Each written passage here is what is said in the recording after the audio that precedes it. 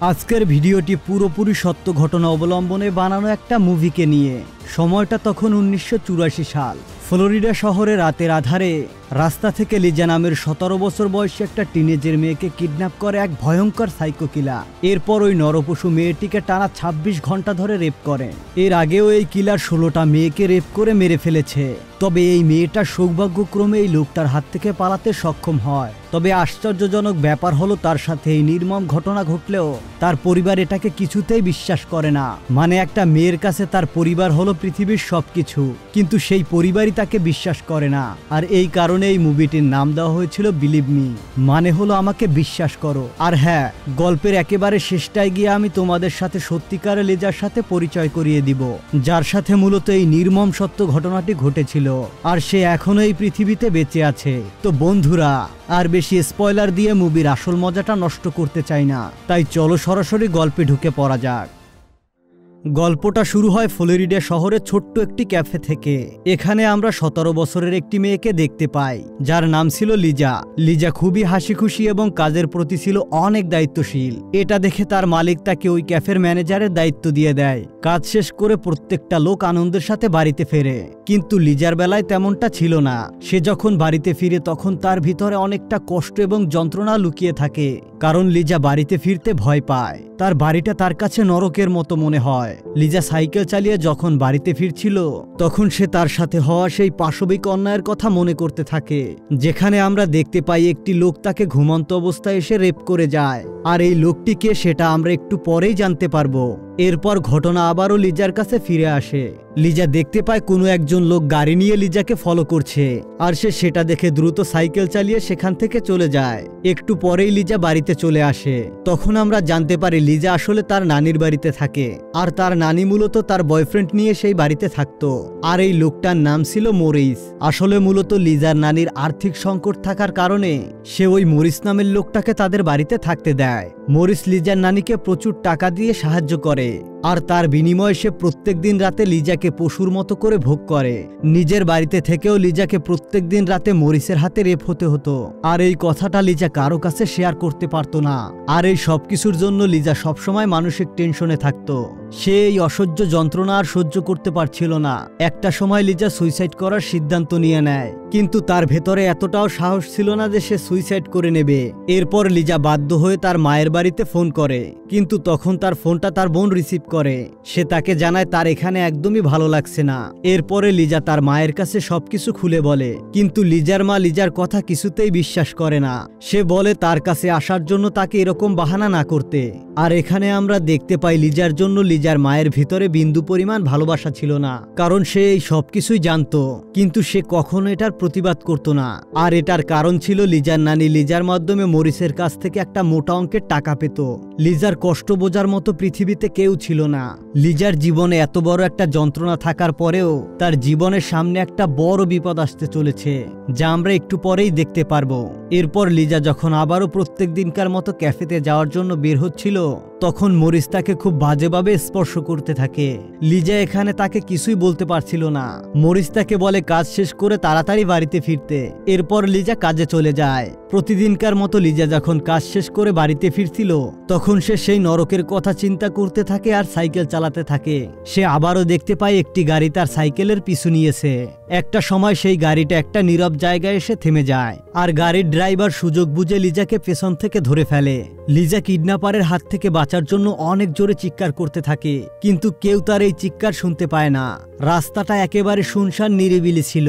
Kidnapper তাকে বন্দুকের ভয় দেখিয়ে তার গাড়িতে তোলে, আর এই লোকটার নাম ছিল ববি।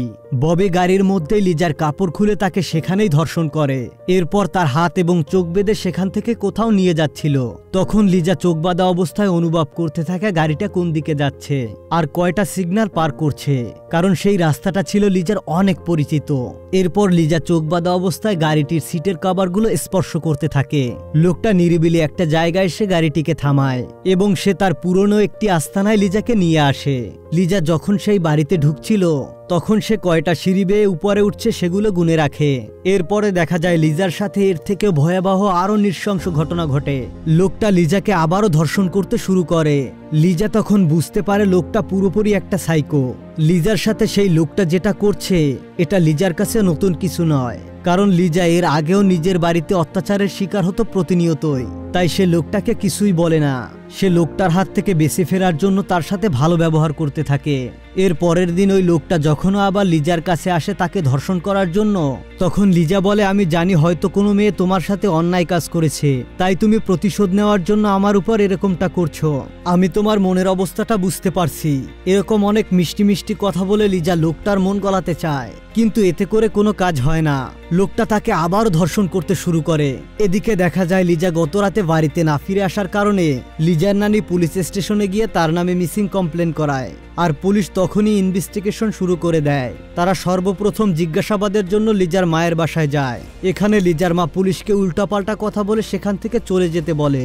লিজার মা পুলিশকে আরো বলে সে হয়তোবা তার বয়ফ্রেন্ডের সাথে কোথাও পালিয়ে গেছে। আর এই কথা শুনে পুলিশ সেখান থেকে চলে যাচ্ছিল। তখনই লিজার বোন পুলিশকে এসে বলে, আমি যতদূর লিজাকে জানি সে কখনো পালিয়ে যাওয়ার মেয়ে নয়। ওর উপরে হয়তোবা কোনো বড় বিপদ হয়েছে, নয়তোবা কেউ তাকে কিডন্যাপ করে নিয়েছে। আপনারা ওর ব্যাপারটা একটু খুব ভালোভাবে দেখবেন।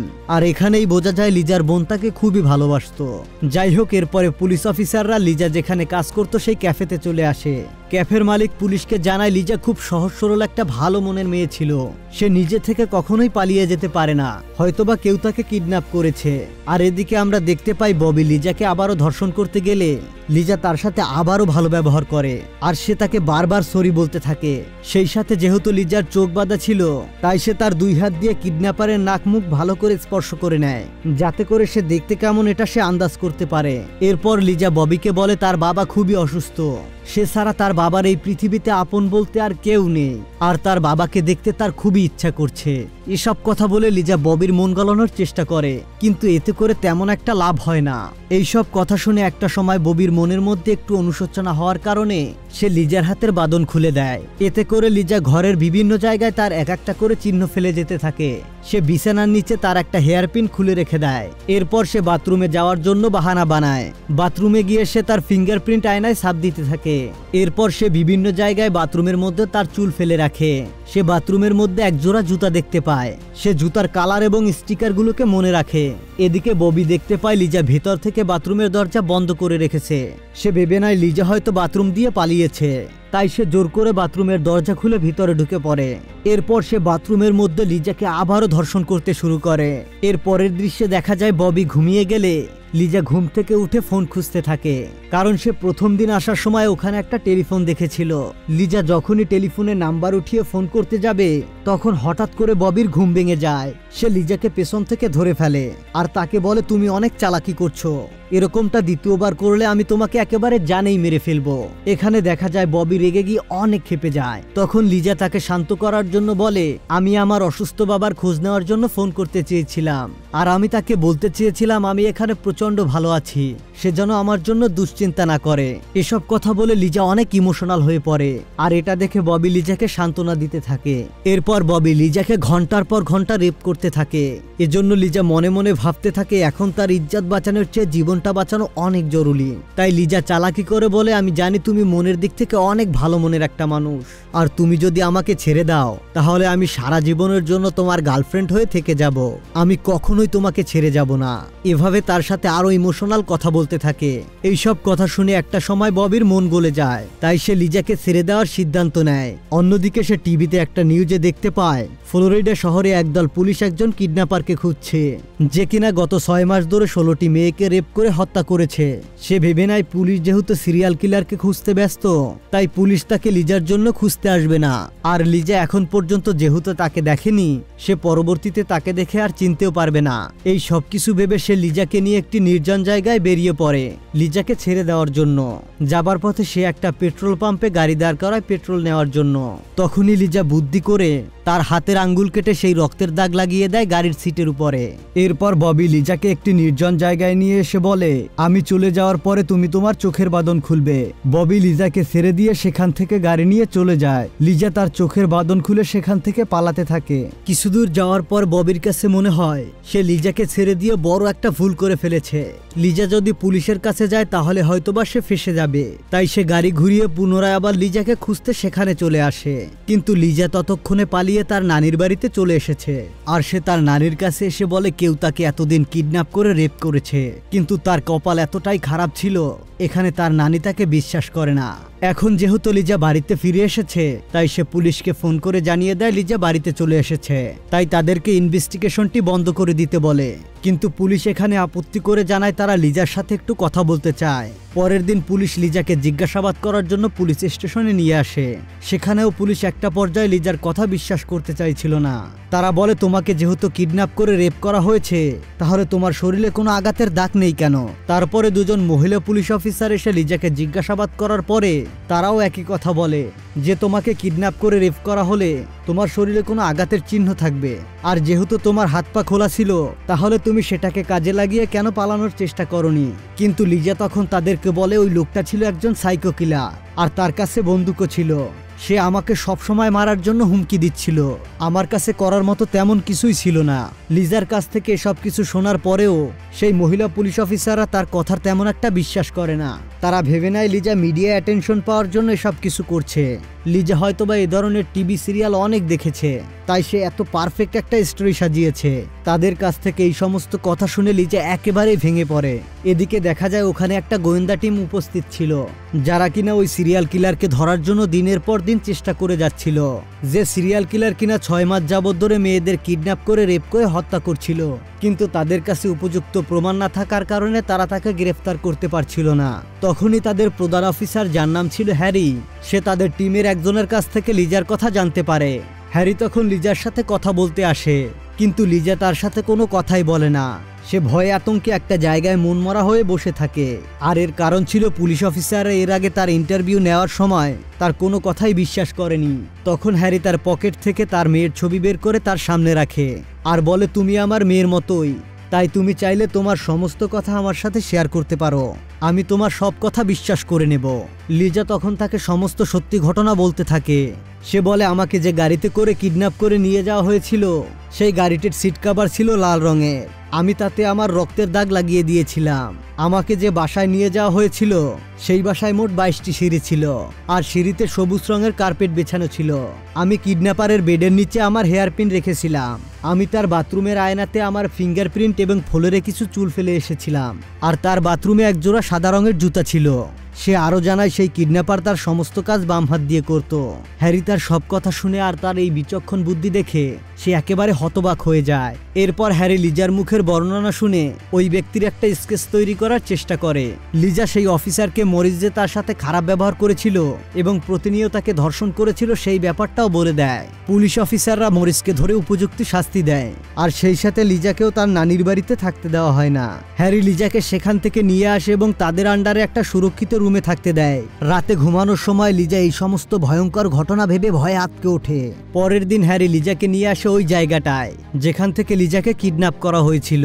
এরপর লিজা গাড়ির মধ্যে চোখ বন্ধ করে সামনের দিকে এগোতে থাকে এবং সে ওই দিনটা সবকিছু চিন্তা করতে থাকে। কিডন্যাপার গাড়িটিকে নিয়ে কোন কোন দিকে গিয়েছিল সে সবকিছু হ্যারিকে বলতে থাকে। এভাবে করতে করতে লিজা হ্যারিকে একটা জায়গায় নিয়ে আসে যে জায়গাটায় মূলত লিজাকে ছেড়ে দেওয়া হয়েছিল। এরপর লিজা হ্যারিকে বলে আমাকে ছেড়ে দেওয়ার সময় কিডন্যাপার একটি পেট্রোল পাম্পে গাড়ি দাঁড় করিয়েছিল। এরপর হ্যারি সেখানকার আশেপাশের সমস্ত পেট্রোল পাম্পের সিসিটিভি ফুটেজ কালেক্ট করে আর সেই সিসিটিভি ফুটেজের মধ্যে ববির ছবিটিও ছিল আর যেটা লিজার তৈরি করা ওই স্কেচের সাথে মিলে গেছে।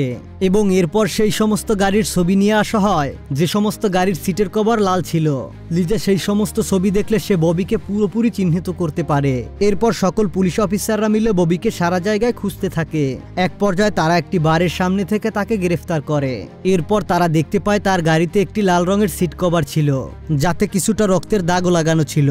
এবং তারা বাড়িতে গিয়ে দেখতে পায় তার বাড়িতে মোট 22টি সিঁড়ি রয়েছে এবং সমস্ত সিঁড়ির উপরে সবুজ রঙের কার্পেট বেছানো ছিল। পুলিশরা সেই লোকটার বিছানা থেকে একটি হেয়ারপিনও খুঁজে পায়। তারা বাথরুম থেকে লিজার ফিঙ্গারপ্রিন্ট সংগ্রহ করে, আর এখানে সবকিছু লিজার বক্তব্যের সাথে মিলে যায়। এদিকে ববিও পুলিশের কাছে সবকিছু স্বীকার করে নেয়। সে বলে সে এখন পর্যন্ত 16টা মেয়েকে কিডন্যাপ করে, রেপ করে, হত্যা করে মেরে ফেলেছে, কিন্তু সে একমাত্র লিজাকে ছেড়ে দিয়েছে কারণ সে অন্য মেয়েদের থেকে একটু আলাদা ছিল। এদিকে লিজার সাহস এবং বাহাদুরি দেখে সমস্ত পুলিশ অফিসাররা তাকে নিয়ে প্রাউড ফিল করে, যেটা গত 6 মাস ধরে পুলিশ অফিসাররা করতে পারেনি সেটা 17 বছর বয়সী লিজা করে দেখিয়েছে। এরপর হ্যারি লিজাকে তার বাড়িতে ফিরিয়ে দিতে চায়। লিজা তার মা এবং নানির কাছে যেতে চায় না কারণ সে নিজের বাড়িতে থেকে এর থেকে বেশি নির্যাতিত হয়েছে। হ্যারি তখন লিজাকে তার আঙ্কেল এবং আন্টির কাছে ছেড়ে দেয়, যারা কিনা লিজাকে খুবই পছন্দ করত এবং তারা তাকে মেয়ের মতো করে ভালোবাসতো। হ্যারি যখন লিজাকে তার আঙ্কেল আন্টির কাছে ফিরিয়ে দিচ্ছিল তখন তারা দুজনই খুবই ইমোশনাল হয়ে পড়ে, কারণ লিজা হ্যারিকে তার বাবার মতো করে ভাবতে শুরু করেছিল আর হ্যারিও লিজাকে তার মেয়ের মতো করে ভেবেছিল। কিছুদিন পর লিজার বোনও তার মায়ের কাছ থেকে লিজার কাছে চলে আসে, আর এভাবে তারা তাদের আঙ্কেল আন্টির কাছে খুব সুন্দরভাবে থাকতে শুরু করে। আর মুভিটা এখানেই শেষ হয়ে যায়। আসলে বন্ধুরা, গল্পটা একটা সত্য ঘটনা অবলম্বনে তৈরি ছিল। ববি নামের সেই লোকটা দীর্ঘদিন ধরে জেলবন্দি থাকার পরে 2019 সালে তার মৃত্যুদণ্ড কার্যকর হয়। আর গল্পের শেষে আমরা দেখতে পাই লিজা নামের সেই মেয়েটিকে। সে এখন একজন পুলিশ অফিসারের চাকরি করে। বন্ধুরা, এই হচ্ছে সেই সত্যিকারের লিজা যার সাথে এই নির্মম ঘটনাটি ঘটেছিল। তোমরা যদি আমার মতো বেশ কৌতূহলী হয়ে থাকো তাহলে অনলাইনে সার্চ করলে তোমরা লিজার সম্পূর্ণ আর্টিকেলগুলো পেয়ে যাবে। তো বন্ধুরা, কেমন লাগলো আজকের গল্পটি তা কমেন্ট করে জানাতে একদমই ভুলবে না। আমার কাছে কিন্তু গল্পটা বেশ উপভোগ্য মনে হয়েছে, তাই তোমাদের কাছে এই অসাধারণ গল্পটি শেয়ার করলাম। দেখা হচ্ছে নতুন কোনো ভিডিও নিয়ে নতুন কোনো সময়। ততক্ষণ পর্যন্ত ভালো থেকো, সুস্থ থেকো। Till then, tata.